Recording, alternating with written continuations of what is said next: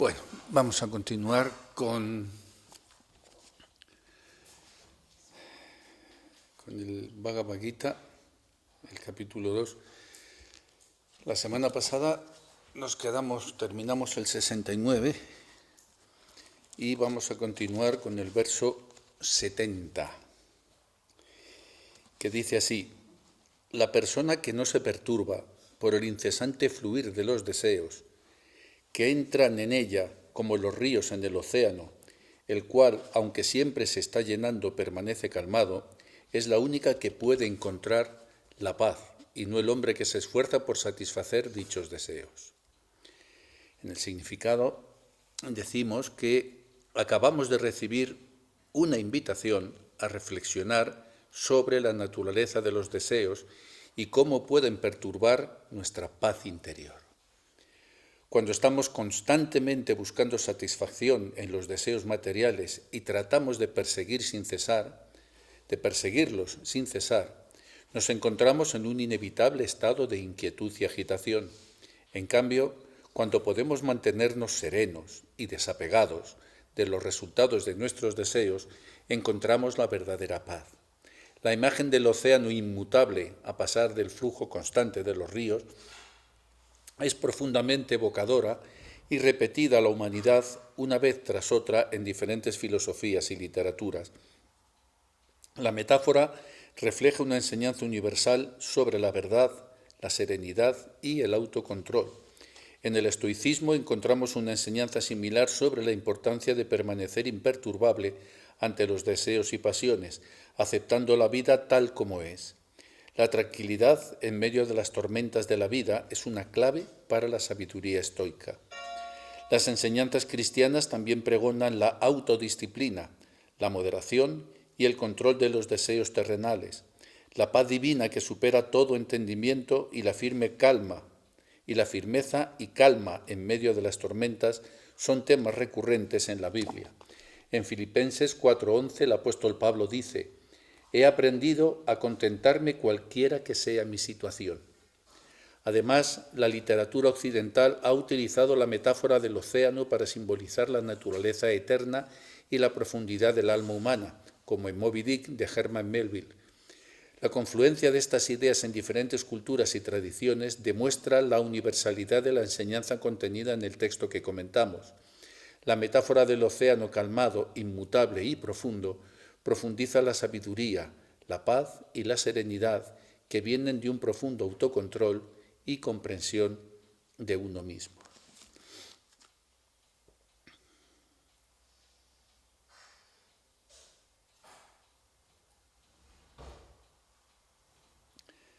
El final del significado que os puse es muy importante. Cuando digo que la metáfora del océano calmado, inmutable y profundo simboliza la sabiduría, la paz y la serenidad que viene de un profundo autocontrol y comprensión de uno mismo. Por lo tanto, no podemos encontrar paz ni serenidad si no tenemos un profundo autocontrol y comprensión de uno mismo. Y el autocontrol viene de la mano de la comprensión de uno mismo. Cuando uno se comprende es que puede empezar a autocontrolarse. Lo que no funciona es la represión externa de los deseos, de los sentidos, desde fuera. Eso no conduce absolutamente a nada, porque como no tienes un profundo conocimiento de ti mismo, ni tienes ese autocontrol que se deriva de la comprensión de ti mismo, te va a resultar imposible. Puede que durante un tiempo, mediante austeridades, durante un cierto tiempo, vas a reprimir, que no controlar tus deseos. Porque el hombre que se conoce a sí mismo, el hombre que ha conquistado su ser, ya lo ha conquistado todo. Las referencias al estoicismo, el Bhagavad Gita tiene mucho de estoico, Epícteto, Marco Aurelio, todos ellos insistía mucho en esto, en el autocontrol. Por ejemplo, fijaros, Marco Aurelio, el emperador romano, tiene un libro precioso en sus jornadas, todo lo que va aquí, sus reflexiones, pero Marco Aurelio estuvo 20 años sin poder regresar a Roma. Pero no es que estuviera de vacaciones, es que estaba guerreando, en una guerra tras otra. Con Germania, en las fronteras orientales del imperio, estuvo 20 años de combates.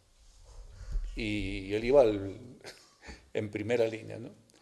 Entonces, él, qué mejor que él, ¿no? Alguien que ha estado 20 años, imaginaos, en esa tensión constante,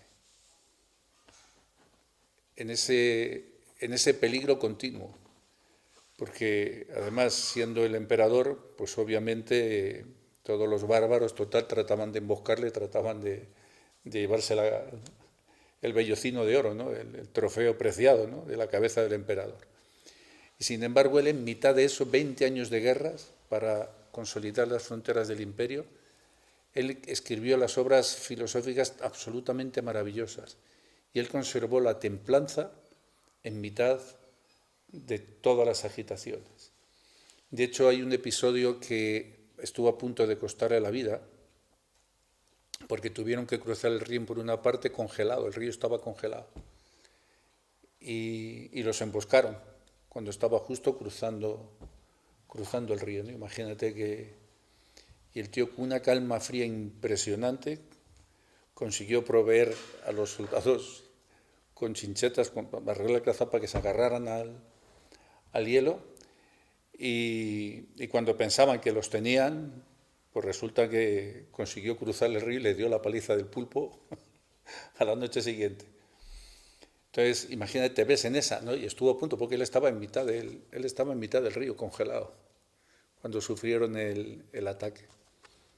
Y él, al día siguiente, él se retiraba a su tienda, cogía su libro y se ponía, hacía su ceremonia religiosa, a sus antepasados, hacía sus invocaciones y escribía. Escribía sus obras, que son maravillosas. Casi todas las obras de Marco Aurelio están escritas en campaña, en mitad de una guerra. Y guarda mucha similitud precisamente con el Bhagavad Gita. En situaciones similares, ¿no? Parece como que Dios inspira a los hombres, ¿no? En esta novela última que os escribí, El secreto de todas las miradas, el general Franz llega a decir que él cree en el Dios que le libró de la emboscada, en el que le dio la inteligencia para deslizarse por la montaña. Decía que ese es el Dios en el que él creía, el que acuda a tu ayuda, en los momentos difíciles, el que te da la inteligencia para poder salir de los problemas. Por lo tanto, reflexionar sobre la naturaleza de los deseos y cómo pueden perturbar nuestra paz interior es fundamental. En el mundo actual, en el mundo contemporáneo, hay un grave problema. Y es que, como de la educación se ha retirado toda la filosofía, se ha retirado todo el arte, todo lo que te pone en contacto con tu ser, se ha retirado la espiritualidad de las aulas, y ahora a los chicos, ¿qué se les ofrece? Solo dos cosas. Trabajo, tienes que trabajar, vas cobrando miseria, y consumo. Tienes que consumir. Es lo único que te ofrece la sociedad actual. Consume y trabaja. Y trabaja para consumir. Y consume para trabajar. Así, continuamente, sin más visión. ¿Qué vas a tener? Y luego lo que has conseguido, lo que tienes, ponlo en un vídeo cortito así, de esos de TikTok o de estas cosas que hace. Banalidades. Absolutas banalidades. Entonces, si los chicos no meditan sobre su naturaleza, no se conocen. Pero claro, ¿cómo se van a conocer a sí mismos si ni siquiera conocen quiénes eran los reyes católicos? Es imposible. Si ni siquiera les han enseñado la historia de su país, su cultura, de dónde vienen, sus orígenes, las costumbres culturales, ¿no? Ni siquiera conocen eso. Ni siquiera se pueden sentir orgullosos del país al que pertenecen. Salvo que marque un gol un equipo de fútbol. Nada más, ¿no? Entonces, por eso es que hay tanta infelicidad en estos días. Y esta metáfora del océano llenando los ríos que vierten en el océano y el océano nunca se desborda. Nunca parece que puede absorber todo lo que le entre. ¿Por qué? Porque el océano tiene una naturaleza profunda, profunda. Y el río tiene una naturaleza que es tempestuosa. ¿No? En su origen los ríos son tempestuosos, en sus orígenes, ¿no? En los nacimientos. Primero comienzan con un pequeño arroyo, se van fluyendo y van cogiendo cuerpo, y cogen velocidad, hasta que al final de su recorrido se van serenando. En forma similar al inicio de la vida del hombre, nuestros sentidos son tempestuosos. En el niño ya lo podéis apreciar. El niño se coge unas rabietas, quiero esto y lo quiero ya. Y como se lo quite, brrr. Además el niño ni siquiera sabe autocontrolarse. Por eso hay que ser pacientes con los niños, porque el niño es que no comprende lo que le pasa.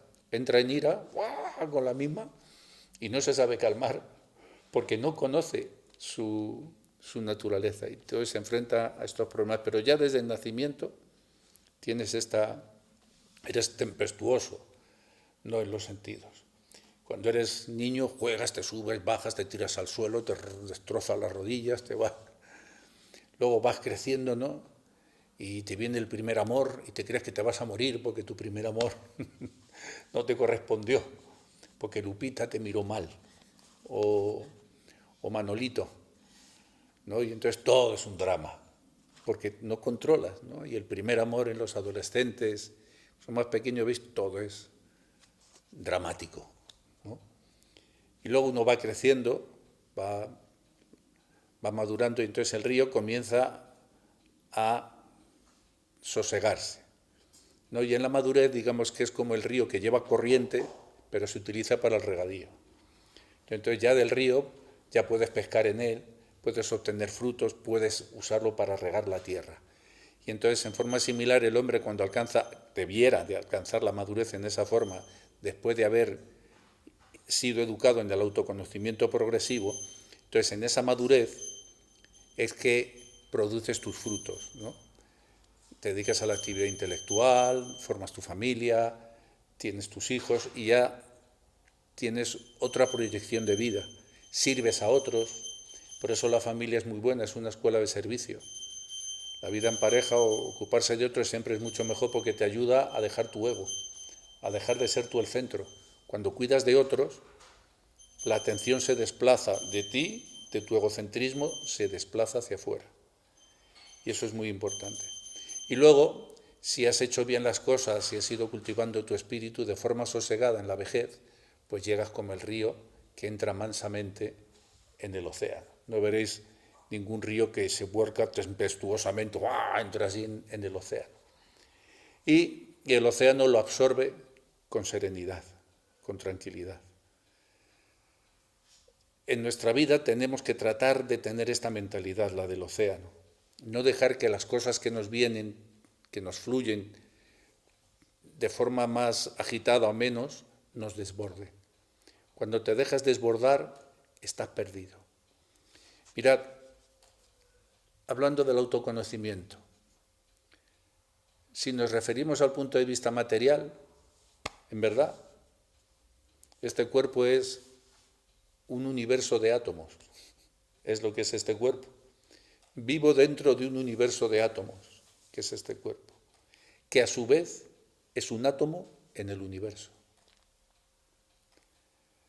Entonces, si analizas las cosas con perspectiva, ¿para qué cabrearse? Si estoy residiendo en un universo de átomos que a su vez es un átomo en un universo. Tiene que haber algo más.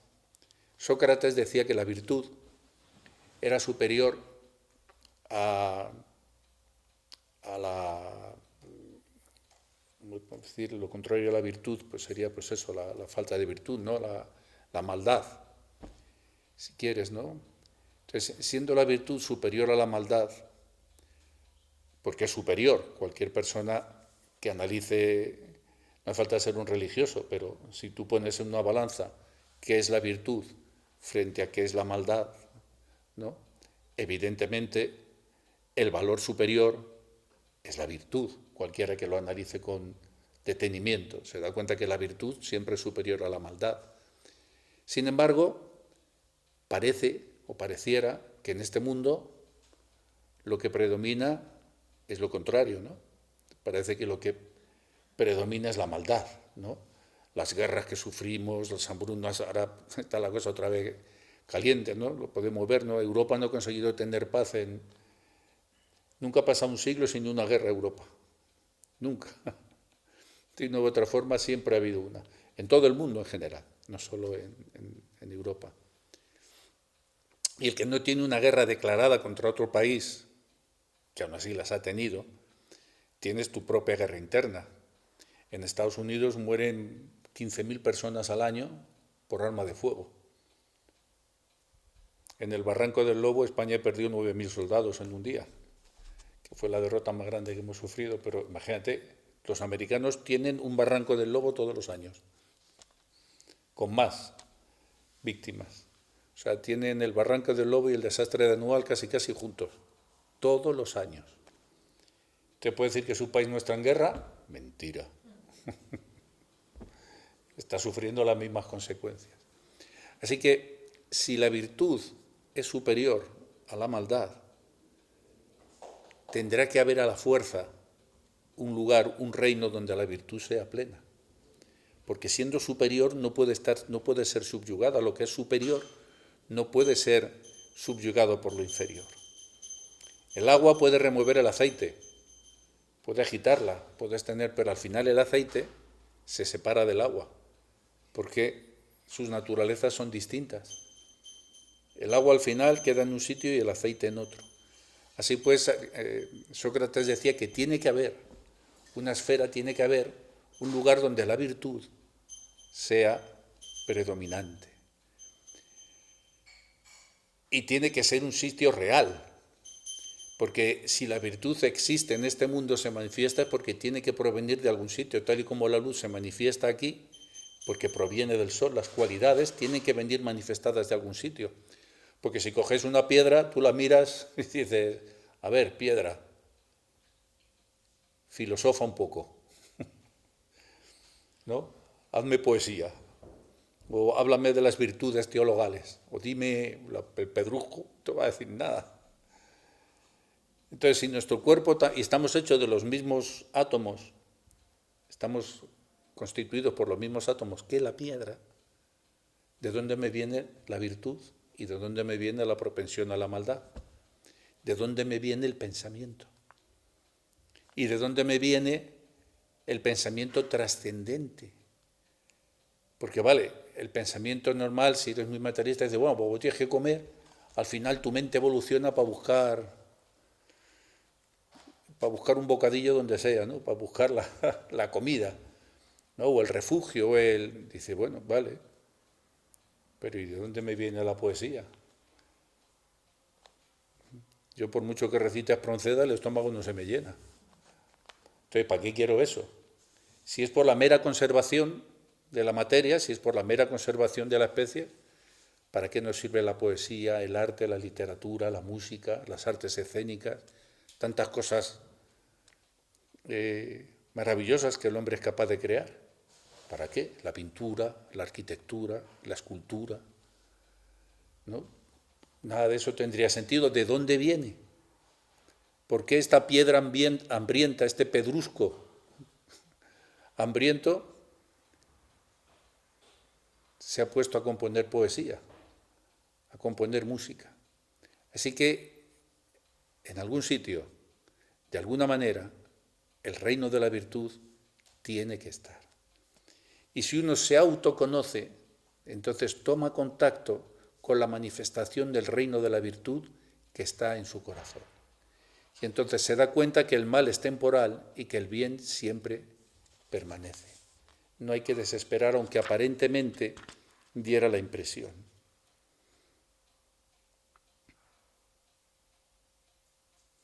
En el verso 71, Vamos a continuar el siguiente verso. El verso 71 dice: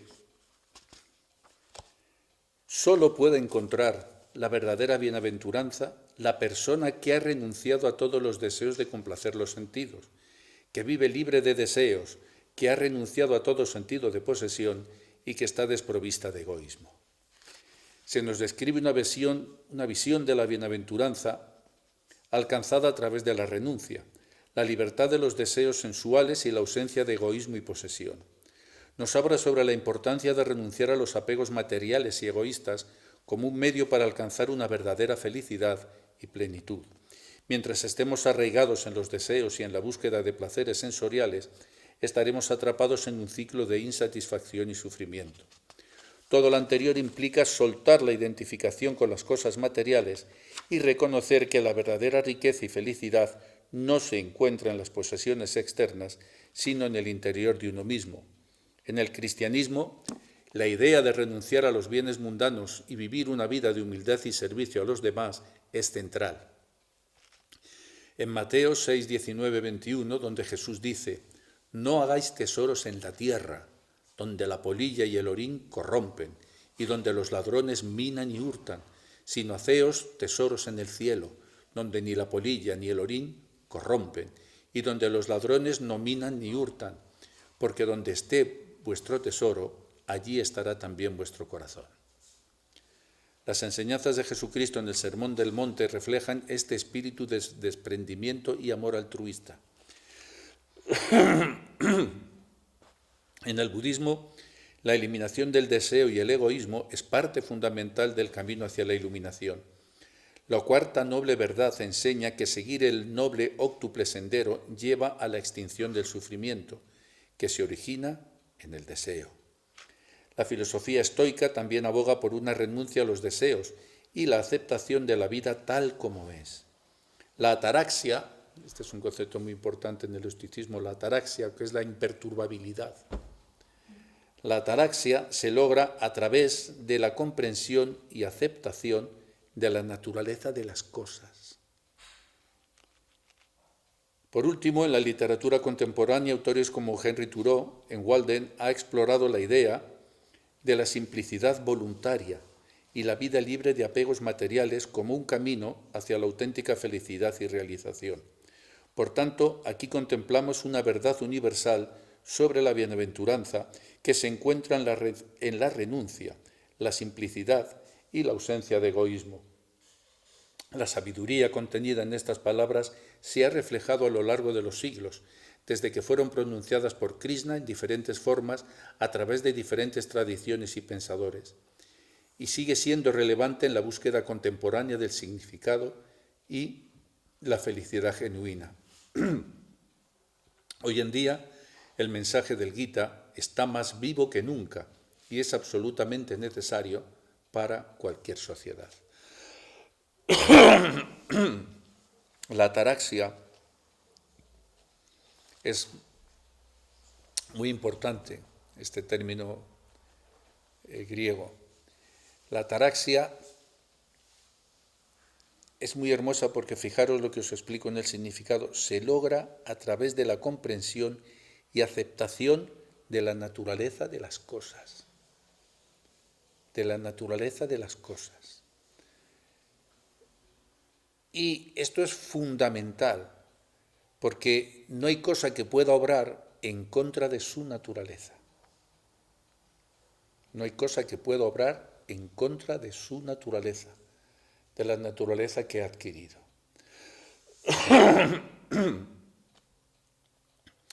Recordad el ejemplo del escorpión, que se queda aislado en una orilla del río después de las lluvias, de la crecida, y le pide a la rana que le ayude a cruzar el río. Y la rana le dice: no, mira, no te voy a cruzar el río porque si te pongo sobre mi espalda me vas a picar. Y el escorpión le dice: no, hombre, no, estaría loco. Si te pico nos ahogamos los dos en el río. Hombre, por favor, hazme el favor que necesito llegar a la otra orilla. Y la rana tonta cree en las palabras del escorpión y lo pone sobre su espalda para cruzar el río. Y en mitad del río, el escorpión, ¡choc!, pica a la rana. Y la rana, horrorizada, le dice, ¿pero qué has hecho, desgraciado? Ahora vamos a morir los dos. Y el escorpión le dijo, sí, tienes razón, pero es que no puedo ir en contra de mi naturaleza. Entonces, parte de nuestras frustraciones, parte de nuestros problemas, es porque queremos que las cosas manifiesten una naturaleza que no poseen, pero que satisfaga mis deseos. Entonces yo puedo desear, yo puedo querer que el fuego no queme, porque me gusta su forma y yo quisiera tocarlo. Pero es que la naturaleza del fuego no puede evitar ser como es. Si toco el fuego, si tocas el fuego, te vas a quemar, hermano. El fuego no puede. Entonces, ¿tú qué haces? ¿Te enfadas con el fuego?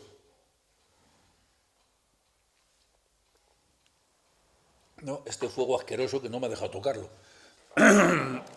Es su naturaleza. Y esto no solo pasa con las cosas, con la naturaleza física de las cosas, pasa con las personas. Pasa con las personas. ¿Y cuántas veces os empeñáis? Tengo una relación con esta persona, y venga, y vuelta, y dale, pero vamos a ver, que no te cabres, que es su naturaleza. Es su naturaleza. Y lo que natura no da, Salamanca no lo bendice. No es su naturaleza. Entonces, puedes forzar al niño a que vaya a clases de baile, pero si es un nego para el baile, no está en su naturaleza, si la criatura tiene 2 pies izquierdos, ¿cómo vas a conseguir que baile? Pero el papá o la mamá se enfadan.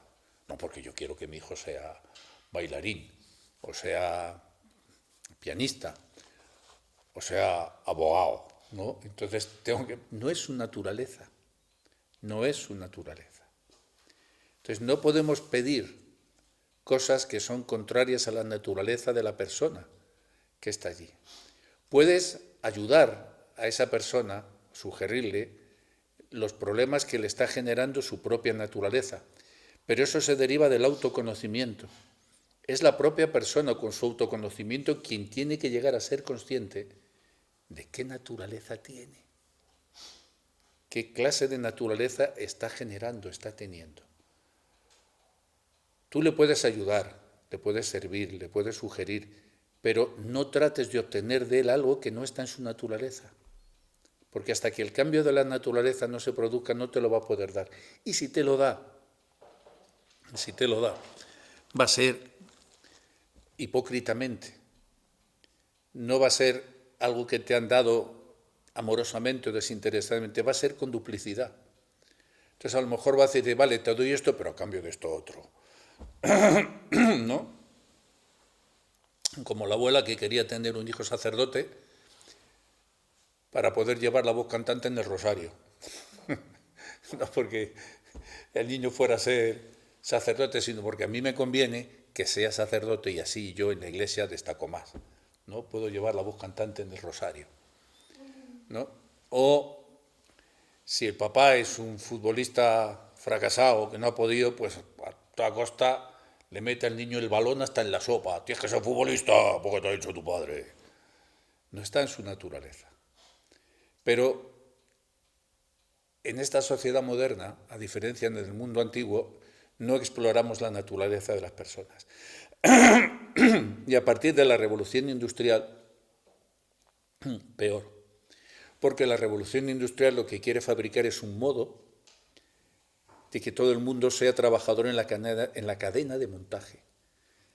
El sistema que hay ahora es mucho más cruel.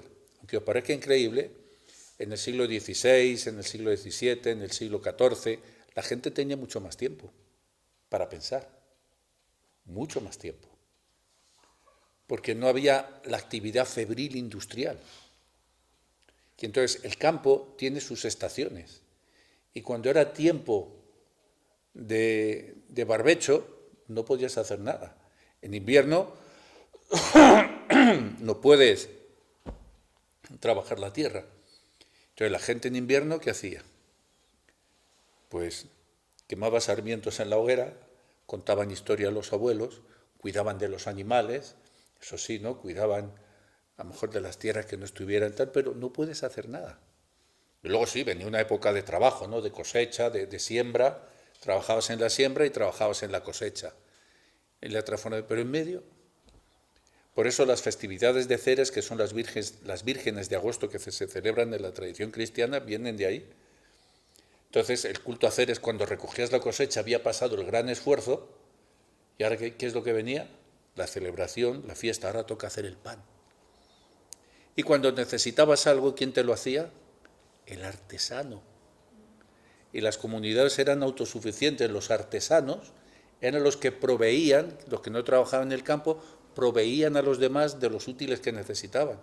El zapatero te hacía los zapatos, pero lo hacía en bondad. No tenía que estar en una cadena, una fábrica de zapatos moderna, pim, pam, pim, pam, pim, pam, pim, pam. Y los zapatos no se vendían en grandes almacenes compitiendo unos con otros. El zapatero del pueblo te hacía unos zapatos, tú pagabas el justiprecio, y a veces incluso era la economía del intercambio. Tú eras granjero, tenías tal, y le dabas 2 docenas de huevos y te daba unos zapatos. O el herrero te fabricaba los utensilios. ¿Entendéis? Había más tiempo para pensar. Incluso a las 12 del mediodía sonaba la campana del pueblo y la gente que estaba trabajando era la hora del ángelus. Y te recordaban la presencia de Dios en tu vida. Y el ángel del Señor anunció a María. Es la hora del ángelus. Y fijaos lo bonito y hermoso que tenía esa tradición. Es el ángel que se manifiesta, el Espíritu de Dios que se manifiesta. Ese tañer de las campanas y los campesinos paraban y rezaban a mediodía, porque había un ángel que les protegía.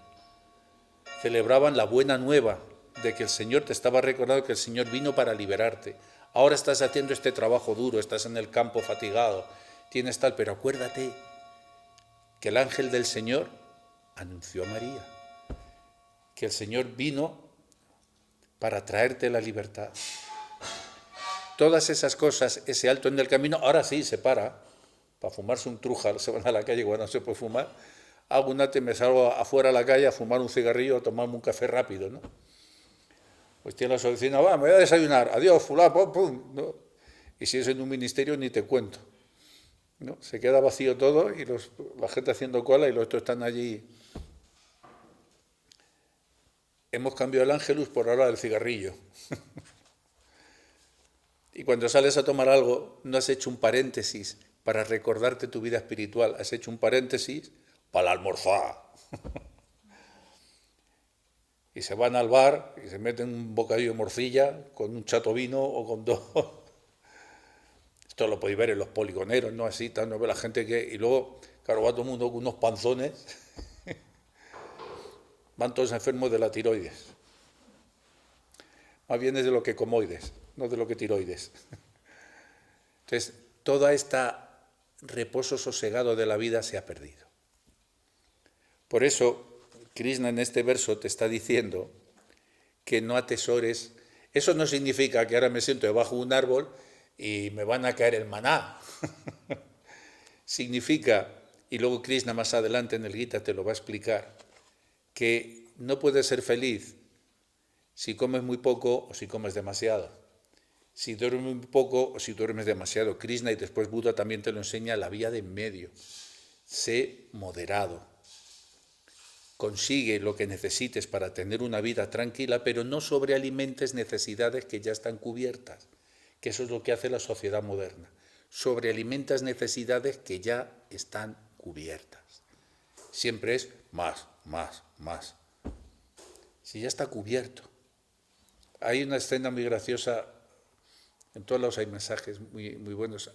Recordé la película esta de Cocodrilo Dundee. Hay una escena muy graciosa en la que él llega al hotel de lujo donde le llevan a Nueva York, está tal, y encienden la televisión, televisión en color, y se acerca y dice, ah, sí, ve lo que hace, sí, ya vi una de estas en el bar de el bar de Australia, en la aldea donde está, en la tienda, no le da más importancia, una tele, así ya vi cómo funciona. Ese es el que está en contacto con la naturaleza, y ya sé lo que hace, no necesito verla más. Esa escena me encantó. Ya vi una de estas, una vez ya en el... no la necesita. No es que esté reprimido, es que no lo necesita. Entonces, controlar muy bien las necesidades. No se necesita tanto. No se necesita tanto. Y cuando te crees que tienes tanto, eres tonto, porque siempre va a haber algo que te está perturbando. Incluso lo más nimio ya es un problema estético. Y la gente tiene que cambiar todos los muebles de la casa. Tiene que cambiar las cosas. Es que ya me aburrí de verlas. Y tiene los armarios llenos de ropa. Ya, esta temporada que se lleva, ¿Y cuánto? Si solo tienes un cuerpo, ¿cuántos abrigos te puedes poner? Te puedes poner uno. Y si quieres puedes tener dos, para que te combine cuando uno... ¿Os acordáis antes que teníamos la ropa de diario y cuál era la otra? La ropa de los domingos. Y no éramos felices.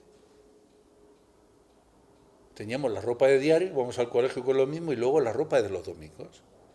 Y una vez a la semana te ponías la ropa de los domingos y ¿a dónde ibas? A misa, a la iglesia. ¿Qué ha pasado? No, que hay una polilla, no hace nada. Entonces te ibas, ¿y por qué te ponías la ropa de los domingos para ir a misa? Porque ibas a ver al Señor y te ponías tus mejores galas para ir a ver a tu amigo, para ir a ver a tu padre. Le ofreces lo mejor. Y entonces por eso te presentas ante Dios limpio, aseado, en esa forma. No era para presumir, o no debiera de ser para presumir en la iglesia, mira las joyas que me he comprado, o mira él. Se trata de presentarse en el templo limpio y aseado. Y ya vamos a leer el verso 72, y con esto terminamos el capítulo 2 del Bhagavad Gita. Y el verso 72 dice, «O Parta, este es el camino de la vida espiritual», y no otro, el de la sencillez. Este es el camino de la vida espiritual. Después de llegar a ella, el hombre ya no se confunde. Realizando esto, incluso a la hora de la muerte, puedes entrar en el reino de Dios, en ese lugar donde está la virtud.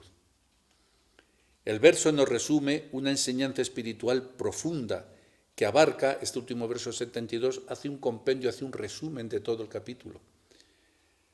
El verso nos resume una enseñanza espiritual profunda que abarca todo el capítulo, la idea de llegar a un estado de comprensión espiritual que elimina toda confusión y permite al ser humano entrar en el reino de Dios, incluso a la hora de la muerte. ¿Cómo alcanzar ese reino?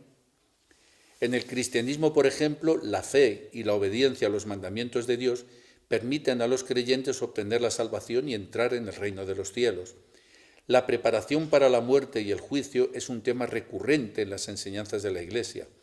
En Juan 14,6, donde Jesús dice, «Yo soy el camino y la verdad y la vida». Este versículo también nos habla de la importancia de seguir un camino espiritual y de la necesidad de buscar una conexión con la verdad y la vida eterna a través de Jesús. En el budismo, la práctica constante de las enseñanzas de Buda puede llevar a la iluminación y liberación del ciclo de nacimiento y muerte. Samsara. La atención consciente a la muerte es una práctica común en la meditación budista para cultivar el desapego y la comprensión de la naturaleza no permanente de la vida. Y como no podía ser de otra manera, en la literatura occidental, la idea de la preparación para la muerte y la vida eterna también ha sido explotada. En la obra de William Shakespeare, por ejemplo, la reflexión sobre la muerte y lo que viene después es un tema recurrente. La idea de que la realización espiritual puede alcanzarse en esta vida y llevar una existencia trascendente más allá de la muerte es una enseñanza profunda que resuena en muchas culturas y épocas. La promesa de un estado de comprensión que supera toda confusión y sufrimiento y lleva a la unión con lo divino es un llamado universal a la reflexión, la meditación y la práctica espiritual. Es un mensaje de esperanza y una guía hacia un propósito más elevado. La muerte no es el final, sino un nuevo principio. Y esto es muy importante. La muerte no es el final, es un nuevo comienzo. Y fijaros lo importante que es, después de llegar a ella, el hombre ya no se confunde. Si hay algo que caracteriza la vida del ser humano, es la confusión. Estamos siempre confundidos, siempre confundidos. Lo que tú crees que es estable, pum, deja de serlo. Pensabas que este político era tal, pum, no lo es. El otro, todo es confuso. La propia sociedad es inestable, cambia, las leyes son completamente distintas. Estamos regidos por leyes ahora mismo que no estaban hace 500 años, ni siquiera estaban el año pasado, porque veis, cada vez que llega un gobierno nuevo, se hinchan, coges el boletín oficial del Estado y venga, y reforman la reforma de la reforma del reformado. Pero si es el mismo, todo el mundo saca una ley tras otra, como Diógenes moviendo el barril, para aparentar que están haciendo algo, pero no están haciendo nada más que darse falsa importancia. El gobierno ha perdido otra ley en el Parlamento, pero ¿cuántas leyes necesita una sociedad para manejarse? ¿Cuántos cambios? ¿Cuántos códigos penales, códigos civiles, códigos administrativos, cuántos llevamos haciendo uno tras otro y se cambian año tras año? ¿Ha conseguido el hombre con eso la felicidad? ¿Cuántos códigos necesitamos? Y en verdad, no necesitas reformar tantos artículos de la ley. Jesús te lo dijo muy claro, cómo se daba cumplimiento a la ley. Amarás a Dios sobre todas las cosas y al prójimo como a ti mismo. Se acabó. Si cumpliéramos esas dos leyes, todos los demás códigos estarían de más. Estarían absolutamente de más. Absolutamente. Absolutamente. Y si lo quieres extender, porque tienes vocación burócrata, quédate con los 10 mandamientos. No necesitas más. Se acabó la confusión. Así que como cloenda de este capítulo 2, tratar de cultivar el autoconocimiento. Conoceos a vosotros mismos y a través del autoconocimiento conoceréis el mundo. Pero si queréis conocer el mundo a través de lo que el mundo os enseña, os estáis engañando, es una fantasmagoría. Es un engaño, una ilusión. Que todo en la vida es sueño y los sueños, sueños son. ¿Capichi? Pues así. Así termina el segundo capítulo titulado Distinción entre el alma y el cuerpo en el Upanishad Sri Bhagavad Gita, la ciencia de Dios, la escritura del yoga y del divino diálogo entre Sri Krishna y Arjuna. Versos originales traducidos del sánscrito al inglés por su divina gracia Sri Bhaktivaibhava Puri Goswami Maharaj. Y los comentarios desastrosos, obra mía. ¿Tenéis alguna? 2 minutos para hacer preguntas, si tenéis alguna, para llegar a 45.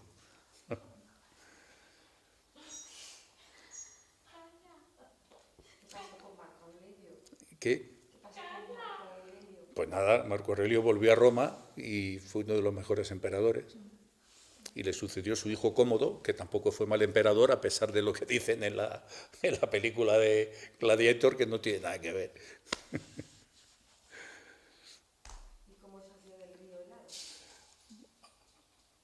Dicho en plan coloquial, a hostias. Consiguió con las lanzas, ahí se me ha ido el nombre de la lanza romana. Bueno, consiguieron afianzarse en el hielo y consiguieron cruzar. Lo pasaron mal, pero consiguieron cruzar el río helado. Resistieron el embate del río helado, consiguieron aguantar y finalmente lo cruzaron. Con Dios todo lo puedo. Hay En el otro canal que tengo, el de Voz de Poesía, hay uno que nada te turbe, que nada... Tenéis ese verso que es muy bonito. Nos vemos el próximo viernes.